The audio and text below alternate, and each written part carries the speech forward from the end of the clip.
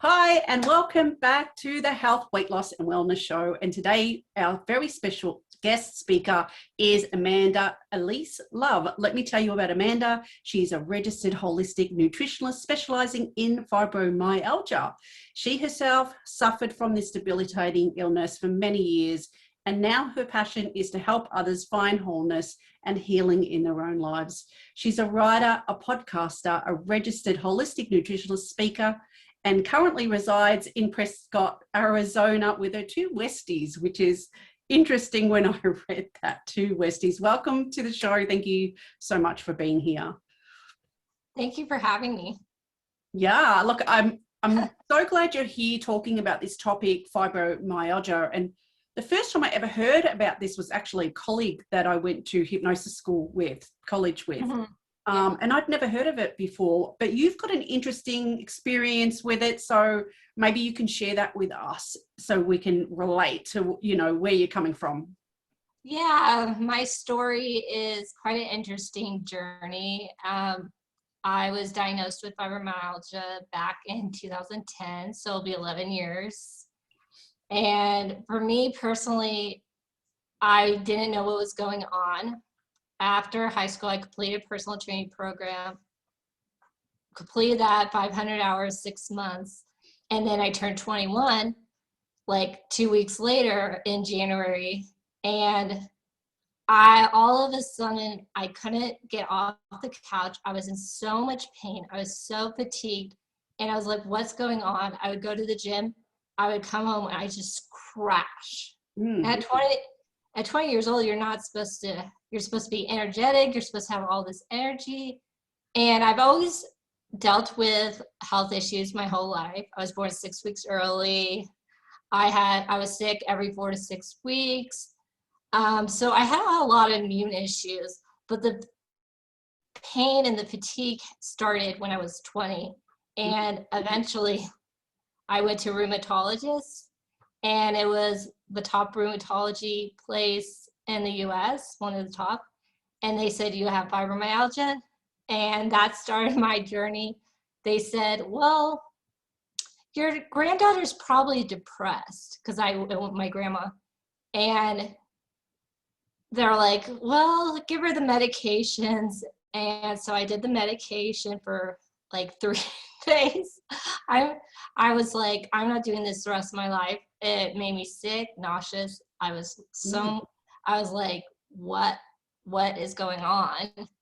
And they said, the second thing they said was physical therapy, which was funny.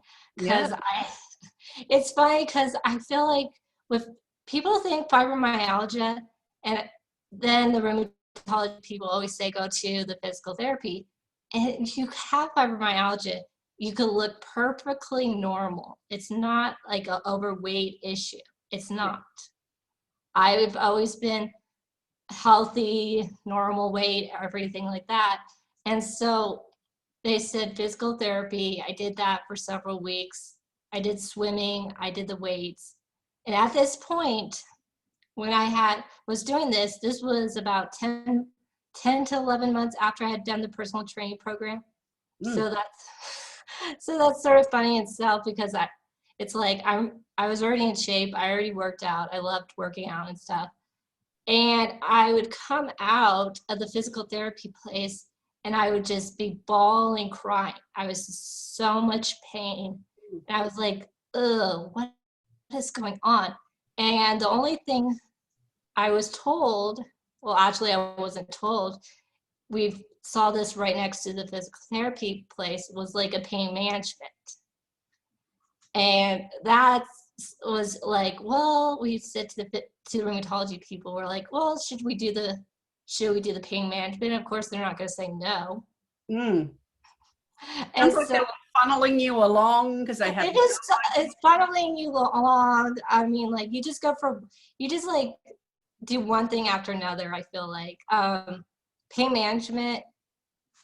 They would draw circles all down your back to all like the different trigger points. So you're in, so like 15 out of the 18.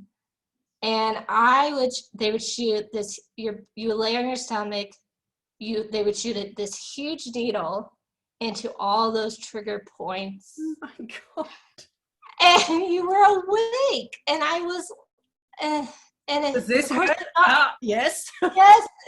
And of course you can't say anything because you're on your stomach and you can't say anything, but of course you're awake and they're like talking back and forth, and it's like excruciating pain. And they have these places all across the US. Wow. And I was like, I would come out crying.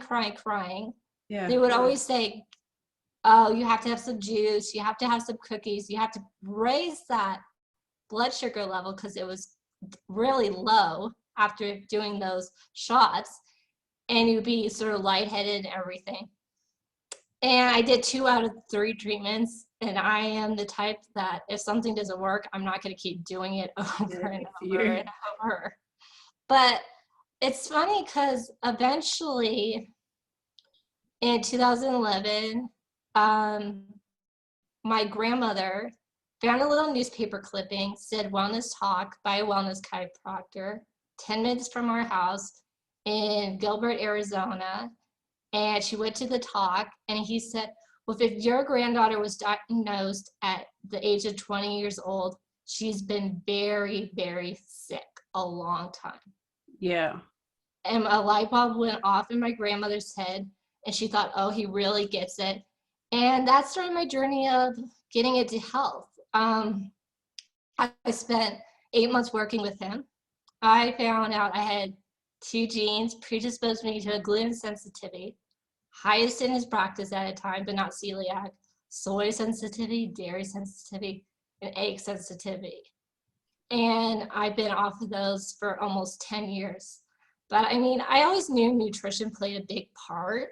But I felt it's like, but nobody talks now, all these years later, 10 years later, now people talk about going gluten-free. But I mean, 10 years ago, people weren't talking about food sensitivities or anything like that. I think that the conversation is more prevalent, and then sometimes I think they overdiagnose gluten sensitivity. But I can see, I've seen this documentary on it all, that when they started genetically modifying wheat is when we started with celiac disease and gluten sensitivities. So when we modify our foods, that can have an effect on us. And we find out 10 years later, and then they don't put 2 and 2 together until somebody else does, right? So, and then we end up with young people like yourself, suffering excuse me, and older people suffering,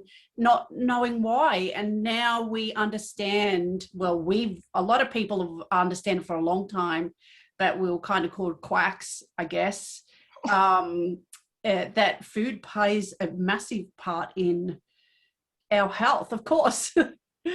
And now more so gut health, right? Yeah, I feel like that's the thing. I always tell people all diseases begin in the gut. But I feel like the problem is, I feel like a lot of times when people are like, well, I've done gluten-free, I'm like, sure. Have you really gone gluten-free? Yeah. I find it's funny because people are like, I've gone gluten-free. It's like, gluten is in every single thing. Are you really reading the labels? Are you really looking at what you're eating? Yeah. And I think a lot of times people think, well, I've gone gluten-free for a few days and it's done nothing. Well, I always say 1 little molecule of gluten can stay in your body for up to weeks, up to months. So you really have to stay off it. And I think it's funny because we're all about going gluten-free, but you don't hear about, the soy, the eggs, the dairy, nuts, if you're allergic to nuts. Luckily, I'm not. But, I mean, all of these things can contribute to your immune system and your gut health. Yeah. And that's why we're all so sick. Everybody's so sick.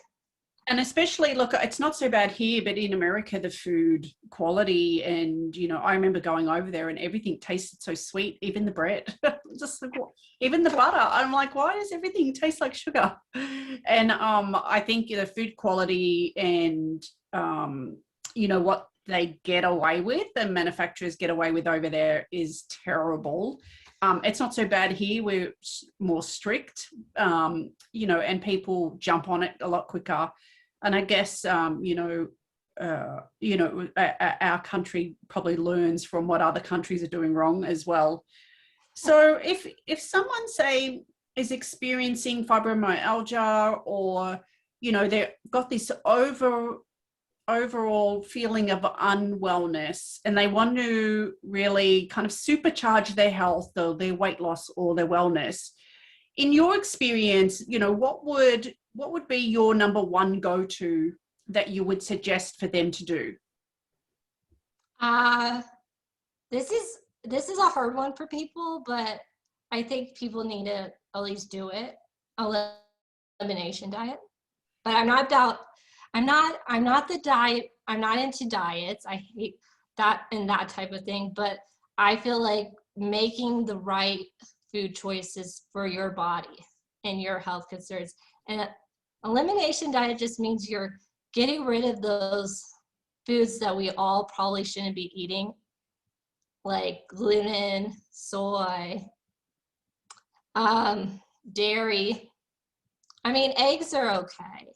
You can do, but I mean, for me personally, I have a really high sensitivity. So the few times I've tried eggs, it's just, I haven't felt right. Yeah. But I feel like you should really just get rid of all those foods that aren't going to serve you in the long run. And there's substitutes too, right? But I feel like we only go a teeny little way with our food choices, and then we're like, well, I should be better. I'm eating healthy. And I thought 11 years ago, oh, I'm eating healthy. I'm eating fruits. I'm eating vegetables. But then look, and then I was eating wheat. I was having toast. I was having eggs. I was having these foods that were like slowly killing my body with my immune system. Yeah. And affecting my gut health. And I was having headaches. I was so fatigued. Yeah. Right.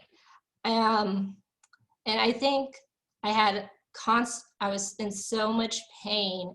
And I feel like we want to just do one little thing, but if you really want to change your health, you're going to have to go all the way in. Yeah, so go all in, right? For the listeners listening at home with your journals, right? So if you're going to do this and you really want to supercharge your life, what Amanda's saying, and your wellness, so go all in on it. Like grab your journal or a diary or whatever it is, and really clean up your diet. And how long would they do the elimination diet for? Like, what would that look like? Give us an example, or maybe take us through a client what they did.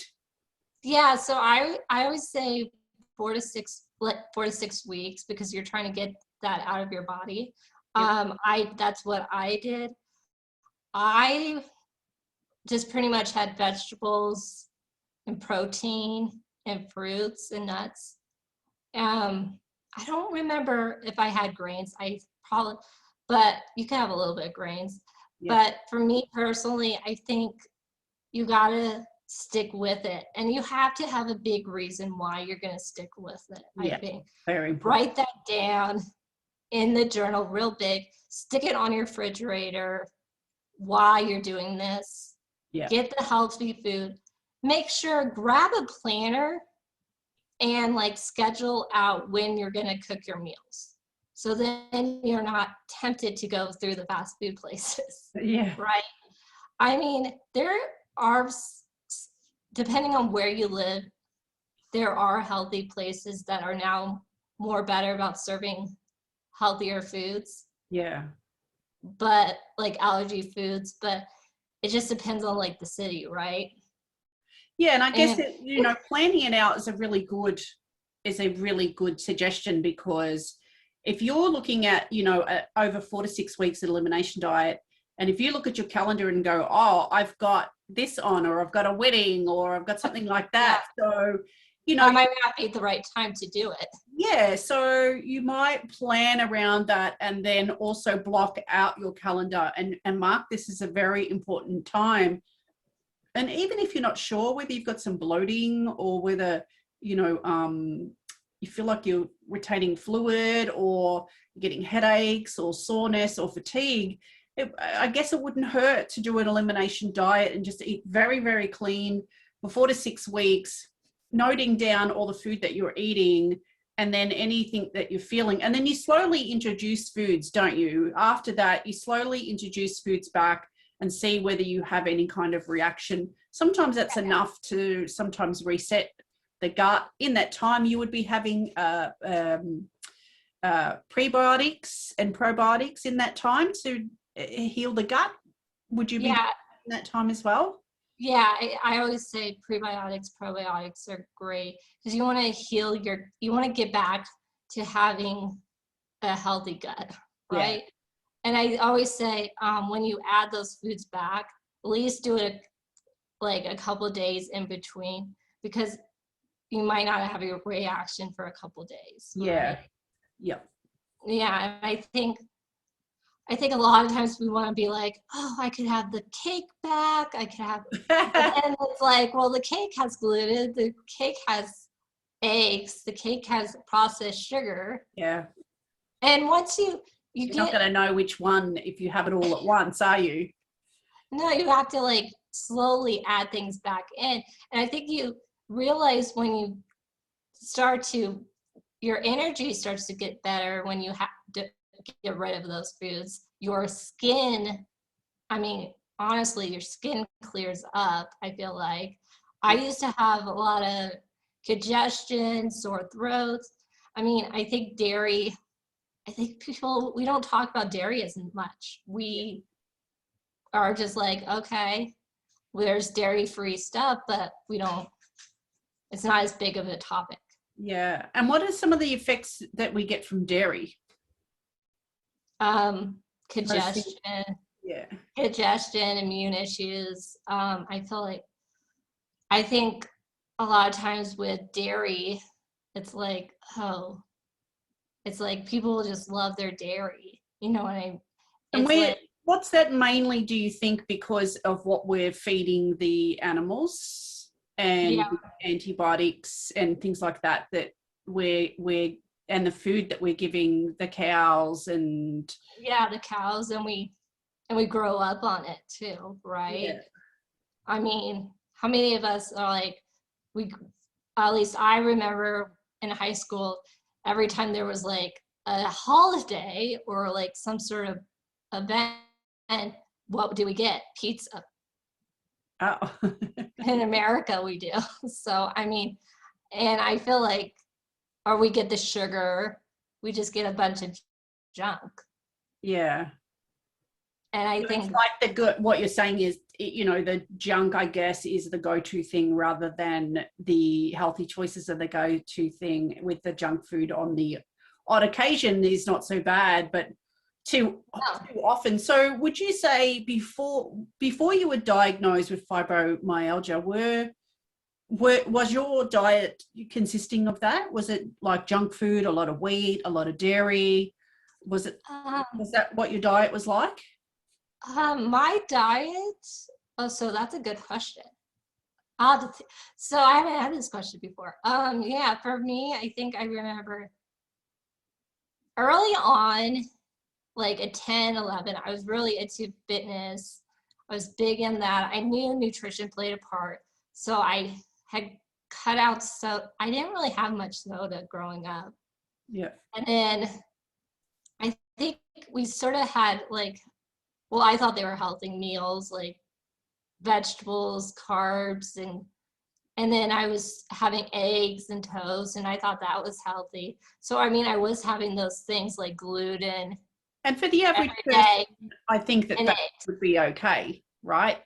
Yeah. So people without sensitivities, you know, having some toast or eggs or dairy would be okay. So, you know, there was probably nothing that really stood out to go, hey, you know, I'm eating Macca's every day. So maybe Macca's, I don't know whether you call it Macca's there, but that's McDonald's. I'm eating Macca's every day. Maybe that's the cause. So there wasn't anything really that stood out to say, hey, you're eating junk food every day. That's probably why you don't feel well. And you're being fit and you're presumably eating normally, right? So Yeah, it normal. was like it was normal food. It wasn't any. I mean, we had a little sugar. I mean, but who doesn't have like a chocolate pudding or something in their Yeah. lunch or something growing up or whatever? But Yeah. I mean, it was just the normal like American diet. Yeah. So Like I guess what there's it's someone listening that, they might be thinking, well, I eat pretty well. So I just want them to relate right now is, growing up, you ate pretty healthily, you ate meals at home and yeah, we didn't go out. We didn't do things like that. yeah, So so you cooked at home, and people listening will be like, well, that's I eat at home and I don't eat junk food and or rarely do, and so I want them to, kind of get the picture here that sometimes, even though we feel like we're eating well and we're doing all the right things, we don't necessarily, we are doing all the right things. What we're told is all the right things, but it's the food that's letting us down, right? It's the quality of the quality of the food production, what we do with the animals while we're producing the milk, the antibiotics that we give them all the time, which then goes into the milk, which then goes into our bodies. And 7 days of antibiotics, a course of 7 days of antibiotics, will destroy your gut, your flora and fauna for up to 12 months. Just 7-day course. So listening to you talking about how yeah, you ate relatively normal, and I'm hearing other clients say the same thing. So we could be going on diets, we could be really pushing ourselves to lose weight, and we're just not going to, from what you're telling me, if they've got these sensitivities for these foods. And yours is I think one of the extreme cases of what can happen. And for someone so young, wow, that you can get this experience. Now, imagine people building up those sensitivities over their whole lives, and now they're in their 40s and 50s and 60s, and then getting that mid belly from menopause, fatigue, tiredness. I feel like, them younger probably had better quality food. I think now mass production's made it worse, and where younger people are suffering faster, like yourself. But I yeah, just want, because the audience is 40 over, I want them to understand right now that if you think about what Amanda has gone through at so young, and the food quality that she's probably had in her first 21 years, think about your last 21 years when you feel like that you've been eating well, but the food companies are really letting you down. You could be having all these kind of symptoms and sensitivities, issues that are going on with your health because of the quality of the food that is available for us. So what would you say then, Amanda, because you've gone through this, you've got that experience there, what would you yeah. say would be, they just say you've got some people that just want to feel better, they've been at it a long time now, and they're, trying to lose weight, or they're trying to be well, or they're trying to improve their health. What would you suggest would be the first, well, not the first, because the first would be cleaning up the diet, right? So, and Yeah, doing elimination. But what would right. you suggest that they do, when it always seems to be out of their reach? For me personally, if Yeah, something well, seems out of my reach, then usually I write down, okay, what am I doing for my health? I think a lot of times we think we're doing stuff and we're not doing it. I think we're not consistent. yeah, I think I think a big thing is, are you really being consistent with what you're doing? yeah, Because I think, are you tracking your water. I mean, that's a simple thing to do. Are you tracking? Like, it is hot. I'm in Arizona right now. It's summertime. It's hot. So am I drinking my water? Or I think sometimes we forget what we're doing with our health, I think. Yeah. And we just Right? kind of go on with, we get on with it, don't we? We just kind of get on with life, la, la, la, and next thing Ah, we're yeah. not well. And then we're like, why am I not well? And we buy the supplements and we take it a couple days and then we're like we forget about it. I'm So guilty of that. I mean, we've all done it. Like if you're not tracking, I feel like if we don't track what we're doing with our health, then you're not going to see the results, Yeah. right? Are you, I mean, I never said, are you, when you do the elimination diet, track what you're doing, what you're eating and stuff.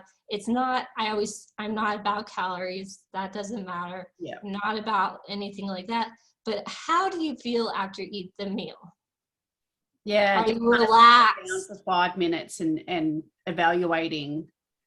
Yeah. How are you You know, feeling? it sounds like mindfulness. Yeah. Being really mindful. Yeah. Yeah. I think it's just being mindful of what you're doing with your health, right? Mm. I think if you're on medications, because I know a lot of people with fibromyalgia are on medications, or people who aren't on fibromyalgia are on tons of medications. Mm. Well, ask your doctor, give me a records of my health so you could look back and see what those records are. Like I have records of my health from like 10 years ago, so I can see, oh, I was that sick 10 Mm. years ago, right? Or have you gotten worse in the last couple of years? Or have you gotten better? I think we need to ask ourselves questions. I think you always have to be curious. What's Yeah. going on with your health? Curiosity is a good thing. You know, I really like that because, you know, there's a few things I heard in that. So one is mindful, being really mindful of how you're feeling and connecting with your body. And, you know, being truthful is the other thing that I'm hearing as well. And truthful and honest with where you are at and what you are doing. And awareness is the other thing, being aware of how you're feeling and taking the time to reconnect with yourself.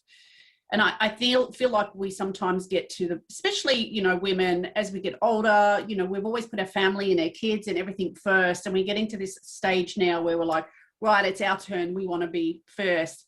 But we're so used to ignoring our own needs, ignoring our own needs. So I think that's really good piece of advice, is to bring back the awareness to yourself, how you're feeling, and how you're feeling after you eat something, and being aware of those and keeping a journal.